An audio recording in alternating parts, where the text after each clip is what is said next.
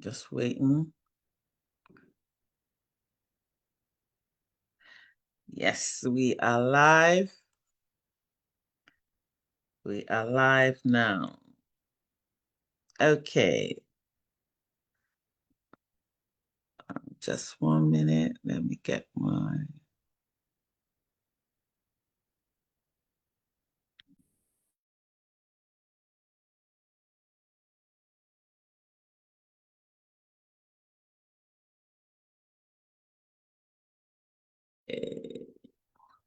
All right.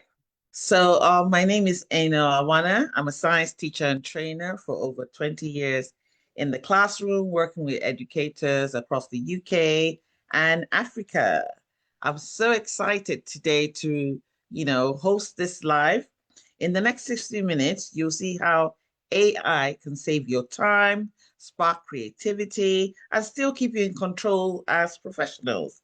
This is not about replacing teachers because some people say, AI is coming to replace teachers. No, but it's about amplifying what you already do well. So I have a poll, and I'm going to put the poll in the chat. And what I want you to do is, or just type it on Facebook. If you're on Facebook, type it on YouTube in the comment section. If you're there, just type um, how would you rate your current confidence using AI? You could put curious or sure, or what is AI? I'm using it weekly. I'm very proficient. I just want to know exactly where you stand with AI. So you can pop it in the chat, pop it in the chat. Oh, this is interesting. Some people say they're already proficient. Some people say, I don't know anything. Okay. That's okay. That's okay. Today we're just going to talk about AI. I'm not an expert in AI, but AI is one area that has kind of excited me in using it in making my life easier as a teacher. I'm a teacher, so every day we're planning, we're marking, we're thinking of innovative things, we're thinking of things that will help the children learn better. And and so I came across AI. I would like to just tell you about my journey in AI. I started by reading two books. The first book was Chat GPT Billionaire. I didn't really get much in that book. When I read this one um, by Teaching with AI, it gave me the tools I needed in order to make my teaching life not such a misery. I used to bring work home, take it back, but now my weekends are mine because I've gone with the times. So I'm still waiting for people to put in the comment section where you are using AI. Okay. Now, um, I will show you one tool today that will make your teaching life so much easier, and it's called Magic School. We're not going to talk about much, but let's look at Magic School and I'll share my screen with you and we'll see how Magic School works. I would just... Magic School is a tool I came across and it has everything in one place. And that's the beauty of Magic School. You don't have to go to too many places to find inspiration. Magic School has almost everything you need. I said almost because there are a few things that they still don't have yet. And this is how it looks. This is how the interface for Magic School looks like. And you see on the side, the toolbar, it has clients writing feedback. Um, and it has an AI chat box that you could actually direct your questions to, and it will answer you in real time. You see, it has let me just get this out of the way. It has the image creator, the worksheet generator. It has multiple choice quizzes and assessment. even report card comments. You know how we sit down and you think, how am I going to write a report card comment for this kind of child? It has it all done for you. All you need is copy, paste, tweak, copy, paste, tweak. It has a lesson plan generator, a presentation generator, an academic content generator. But the one I like most is this one, YouTube video questions. So what you do is you copy the URL of the YouTube video that you want to use to probably teach your class. And the URL, you ask it, form 5 questions or form 10 questions. Let the questions be true or false questions, or it could be multiple choice questions from that video. And it will form the questions for you. So you print it out and you give the kids, when they finish watching the video, all they need to do is answer the questions, but it will be questions relevant to the video they've watched.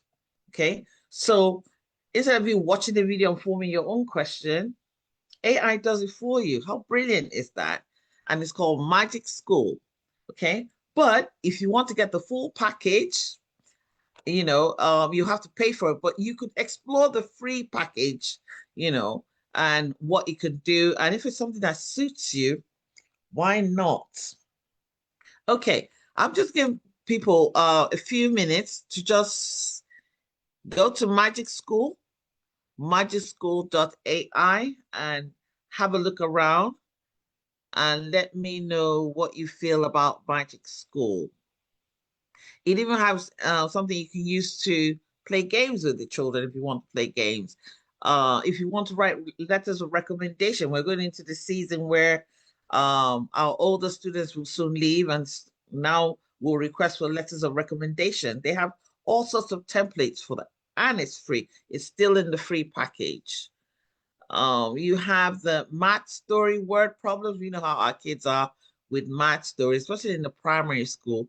They don't like word problems when it comes to math, but this has a game that they could use to play that will help them solve math problems. So you could generate a vocabulary list, social stories. You could adapt your teaching to any social story. So like I'm a science teacher and I might teach them something on evolution. And I would put it in the social stories and I'll say, this is my lesson plan. This is what I want to teach. Can you adapt it to something the kids can relate to in 2026? And you'll find a social story that is linked to that. There was a great one I did, and they linked it to something they found recently in Argentina and how that links to a story David Attenborough had done. It's just brilliant.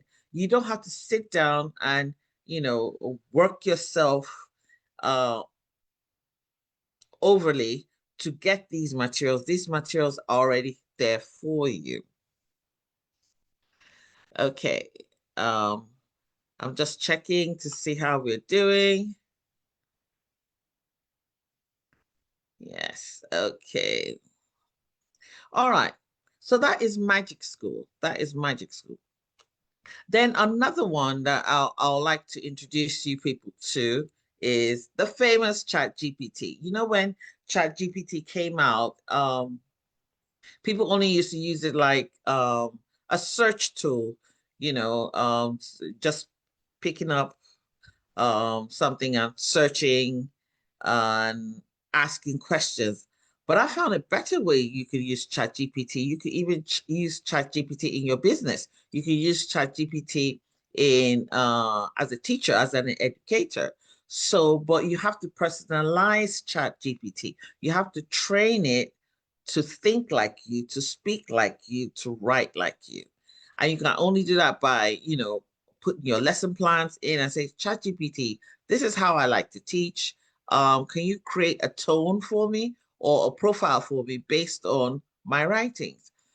And anytime you ask for ChatGPT for answers, let it answer like you're the one writing. And in that way, you've humanized it because it's going to talk like you, it's going to sound like you, it's even going to put your breaks and prompts into your writing the same way you did because you've trained it now to think like you. I also want to say that there's a way, if we can go out of here, of Magic School for a minute and let's pop into chat, chat GPT. But before we do that, does anyone have any questions? Let's do some questions. I don't like doing questions at the end because, it just breaks the flow. But if anybody have any questions, just pop it in the chat. Pop the questions in the chat and can begin to answer some questions.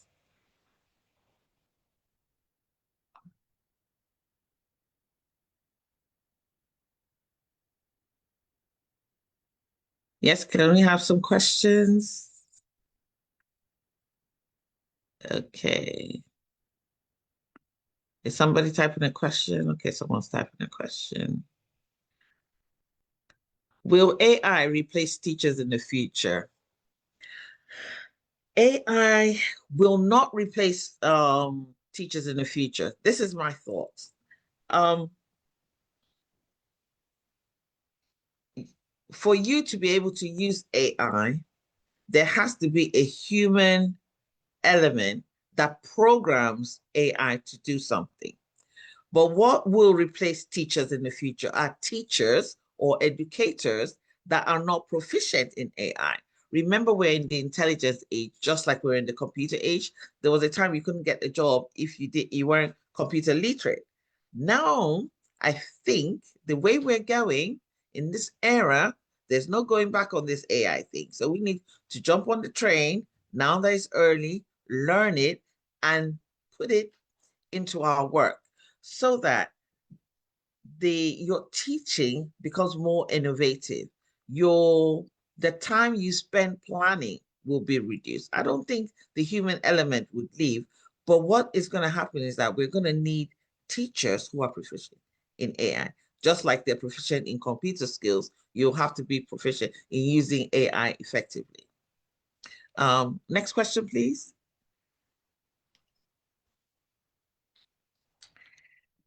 Let's have the next question. We'll take about 4 questions and then we'll move on to the next part where we'll look at Chat GPT in a bit more detail. How can teachers use AI without encouraging student laziness? Wow. How can teachers, that's a big one. How can teachers, okay. Somebody asked that question some time ago. How can teachers use AI without encouraging students' laziness or cheating? Okay, now we have to set the guardrails, first of all. And the good thing is that AI, there's so many AI detectors out there, Turnitin, etc. So we know when students are not doing their own work because it doesn't sound like them. So, but I don't think it will encourage cheating. I think it will make students that don't usually like studying study more. Let me explain. Because now AI can take a piece of work or video of the lesson or notes and turn it into Q&A sessions for them, can turn it into flashcards, you can turn it into mind maps, you could turn it into a video. And because we have different learning styles, it will now, that teaching, that lesson, those notes will now appeal to students of different learning styles. Imagine if you had a child that is highly kinesthetic and has all this theory and takes that theory and AI can help that child turn that into a video, turn it into a puzzle, turn it into a quiz, turn it to a Q&A, a flashcard. It'll be easier for that child to understand that concept more. And so learning becomes easier than if that child didn't have those tools available. Now, the cheating part is where educators need to come in and say, look, what guardrails are we going to set in place to make sure that the work students produce is their own work? And that's the last part when we're going to talk about ethics. I did say that we'll talk about ethics in the end and how we need to start looking at ways instead of fighting AI, how we could safely guard that education is not stripped of its meaning. Academics is not stripped of its full meaning. Yes, so I'll take the last question, then we'll move on to ChatGPT. That's okay.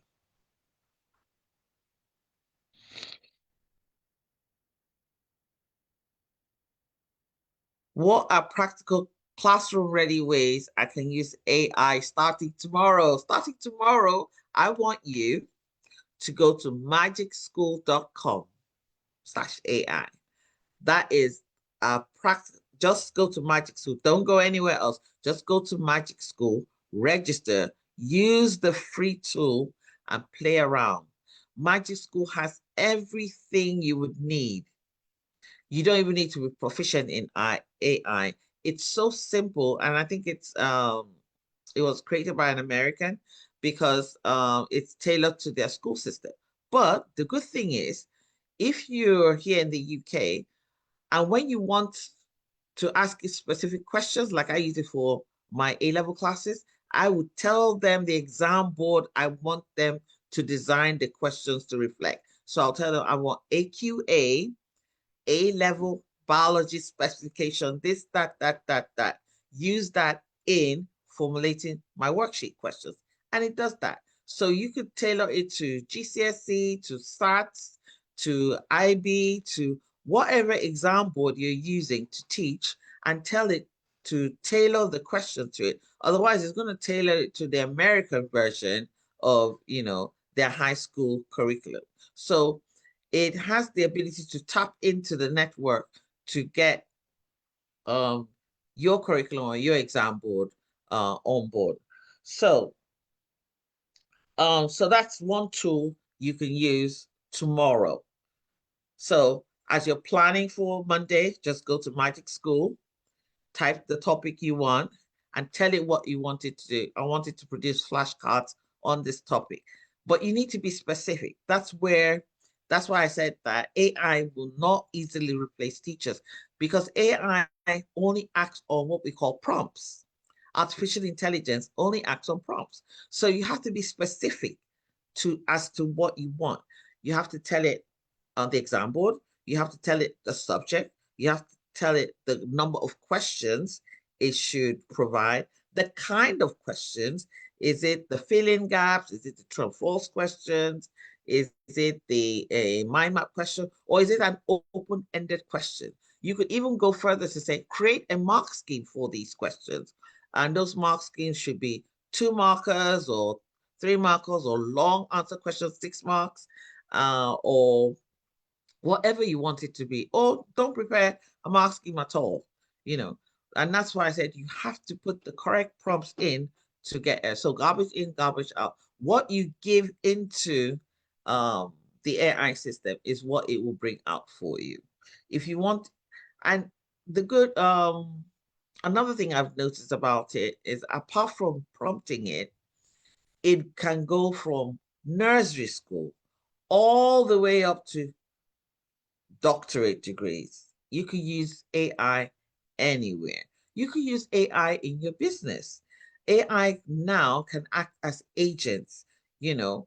You could use AI in writing recommendations, or even if you're not the subject teacher, you could say, I want to act as the role of dash, dash, dash, dash. And I want you to create a recommendation letter for me or for a student who has been this, that. I want it to just be 1 page long with 3 paragraphs and let it have a friendly tone or let it have a very professional academic tone. And AI would do that for you. So those are simple ways you can use AI starting tomorrow. So now let's go back. Let's go back here.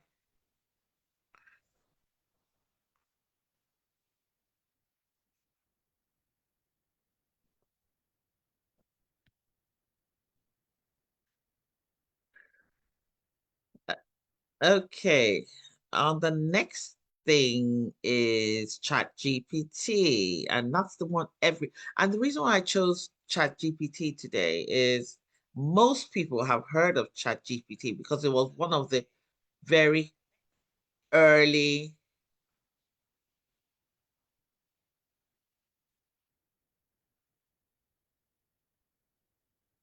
Okay. Sorry about that. I was duplicating myself.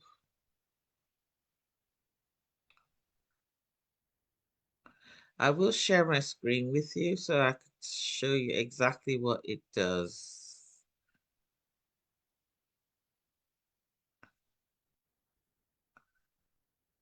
I've got so many windows open.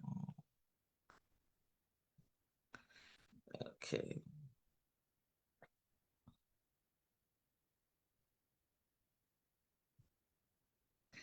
I hope you're keeping up here. Okay. So this is how my page would look like. And it will say, what are you working on? And I could say, I can type anything in the chat. I can say, I am working on a, well, let me think of a topic that is, I am working on a school project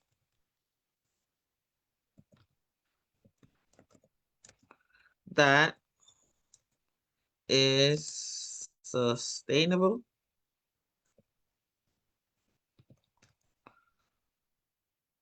to the environment.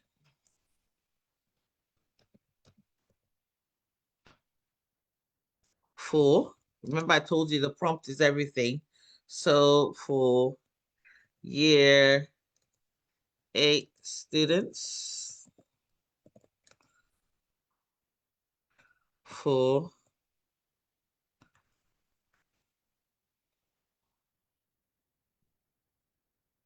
suggest 3 projects that would that can be delivered in a week within 2 weeks and is low cost to the students.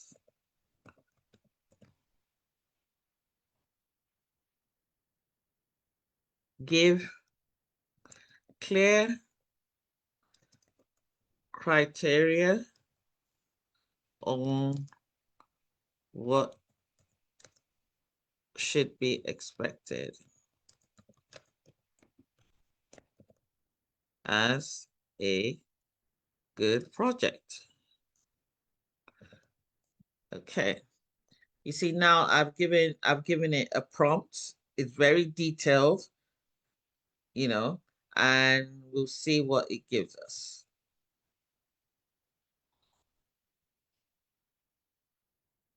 So it says project 1. It says, I like this. Real world, purposeful, and very year 8 appropriate. So it's giving me 3. It says project 1, plastic free school zone. Micro change project, the big idea. Students identify one area in school life where single-use plastic can be reduced and design a practical, realistic alternative. What students do. So it breaks it down step by step into what the students should do. Day 1, they should audit the plastic use in one setting, maybe the lunch hall, tutor room. Day 3 to 6, they should research alternative, reuse, reduction. And day 7 to 10, they should now create a proposal of small prototypes. And then day 11 to 14, they should present solutions and reflect on impact. It's gone further to analyze that particular project. It uses observations, surveys, recycled materials, paper, or digital poster. The end product should be a 1 to 2 page proposal or short presentation, or 1 visual or physical prototype. Suspect here. It says it should clearly explains the environmental problem, uses real data from school observations, practical, realistic, and easy to adapt, reduces waste and encourages reuse, clear visuals, and confident explanations. You see, so it's very detailed in the answers you give because of the kind of prompt you put in. And then here it says upcycle product challenge is the second one. And then the third project is given is eco-friendly footprint awareness campaign. So it could help you solve problems. Now, if you were to sit down and come up with these ideas yourself, it could take you maybe 2 to 3 hours to come up, because first of all, you're going to do your research. You're going to look around and find, oh, what can these students do? What is achievable? You know, but it's giving you these three options. So you can now spend time looking at the options, criticizing the options, and choosing which one to go for. It has saved me 4 hours of thinking, because for you to get a good project out, you spend at least 3 to 4 hours. So that is one way in which I can use it. I can also use it to tell it to give me a good idea for a worksheet. And then I take that information and put it in Magic School, and Magic School produces the worksheet for me. One thing I know ChatGPT doesn't do very well is worksheets, but it can create a prompt for you, a good prompt for you to place in Magic School, and Magic School will now produce the worksheet, and their worksheets come, you can edit it on Word, they can turn it into a PowerPoint, whatever you want. Okay. So um, those are oh, battery.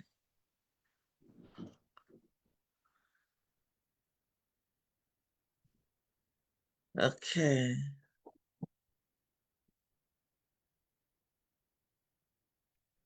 Check for me.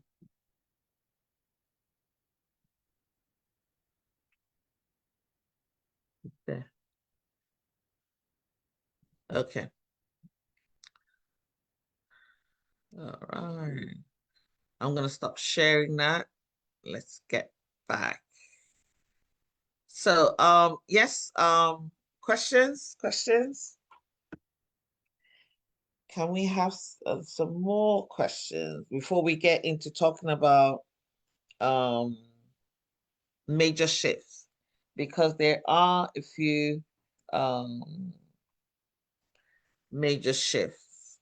They say, how does AI support differentiation? Okay, and inclusion, especially for SEND or high ability students. How does it support? Yes, it does support. Let me see.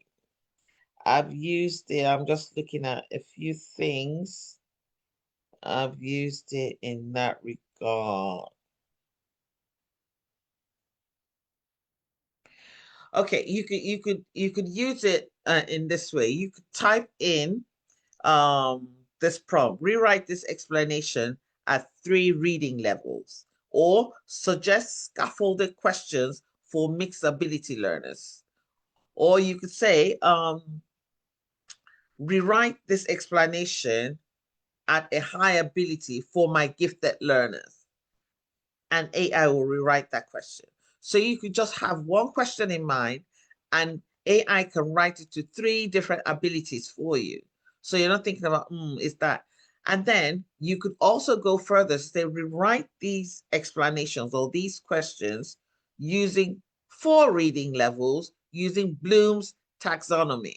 And it will give you, this should be at this level, this question, this is how you should ask the question at this level, and it will formulate those questions for you. So AI does support differentiation and inclusion.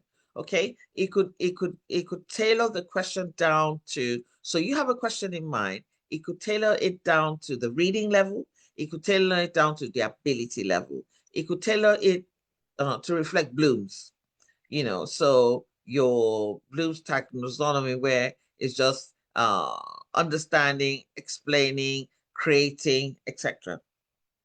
So that's how you can use AI to support differentiation and inclusion. Okay, so let's talk about feedback and marking support. So AI can support feedback. Now, there's a tool on Magic School where you scan children's work and you put in the criteria, your marking criteria, and tell AI, give me your opinion on this marking based on this criteria. And it gives you a quick feedback on it. So you can read dozens of essays and it will give you the correct feedback to just put in. So it does help in feedback and marking support. So which workflow are you going to use tomorrow in planning? Because I know you teachers and educators out there, you're going to plan on Sunday against Monday. So what are you going to use?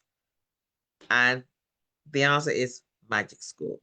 Even if you didn't know any other tool to use, it's Magic School.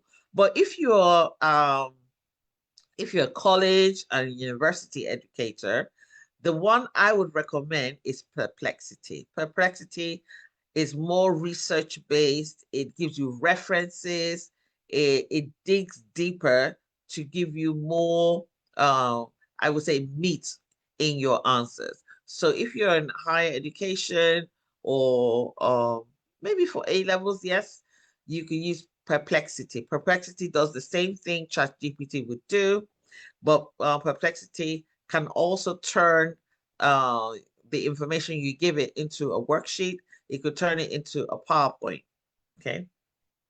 So you use your prompts just as you would um, think.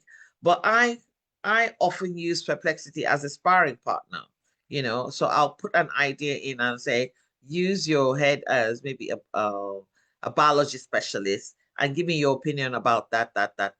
And it will give me your opinion. And I'll say, give me some live examples about that as an expert in this area. And it will give it to you. It will give it to you. So AI has come to revolutionize the way we teach. And more teachers are becoming more innovative and creative because they now have time to think. So I think AI hasn't come to steal our jobs. AI has come to improve our jobs. And so we should jump on this revolution now that it's coming out and we get to know how we can use it to harness ourselves. So, and lastly, let's talk about the guardrails, because I did say we need to talk about the guardrails. We can't let AI come and take over our schools. We have to control it. And I'm waiting for people to put in their suggestion. Somebody said AI brings risk as well as benefit. It brings bias. I agree with you. Um, we want students to think for themselves and not with AI, not letting AI do the thinking for them. Yes. So how are we going to guard or safeguard that? Um, First of all, we need to start researching ourselves and say, okay, in our schools, we're going to permit this, this, and that. But if we don't even know these tools, we don't investigate these tools, we don't try these tools, how are we going to make sure that we could secure um, our students from certain tools? That's what we need to do. We need to look at, is this tool age appropriate and aligned with our policies? What data does it collect? And who sees this data when it collects this data? How will I teach students to question AI's answers and not copy them? How will I explain this to parents and leaders if asked? So those are the questions I know that school leaders and educators will be asking. And those are valid questions that we need to keep asking ourselves until we get answers. There will be a follow-up of this session very soon. On the 28th of February, I'll be hosting another live. This is the first this year. I'm hoping to have snippets of these kind of sessions every now and then. And I welcome any questions you might have. You could join me on my YouTube page, Awana at Rebranded Learning, or you could hook me up on Set Apart Academy, and we'll be having more live sessions there with the tutor group. And I want to say thank you for joining my live today. And I'll take two questions before we round up. Just two questions before we round up today's session. I did say it's going to be real quick. You have any more questions? What skills should students be developing now? Yes. Just like you learned how to type the computer, the skills students should be developing now is looking at how they can use AI in whatever they want to do in their futures. If you want to be a graphic artist, there are tools that could help you do graphic work. If you want to be an architect, there are AI tools out there for architects. If you want to be an engineer, there are AI tools that are out there for engineers. Whatever it is you want to do or can do, there's an AI tool ready to answer those questions. So your job is to go research that. Just like I've researched what works for me in education. Go find out what works for you. I'm a business person. What kind of tools will help me in my business? What will help upscale my business? Or I want to be a nurse. What kind of tools will help me be a better nurse? What AI tools will make me more proficient as a nurse? And those are the skills I think young people should start developing now for an AI-driven future. My name is Eno Awana, the Learning Strategist, and I say bye for now.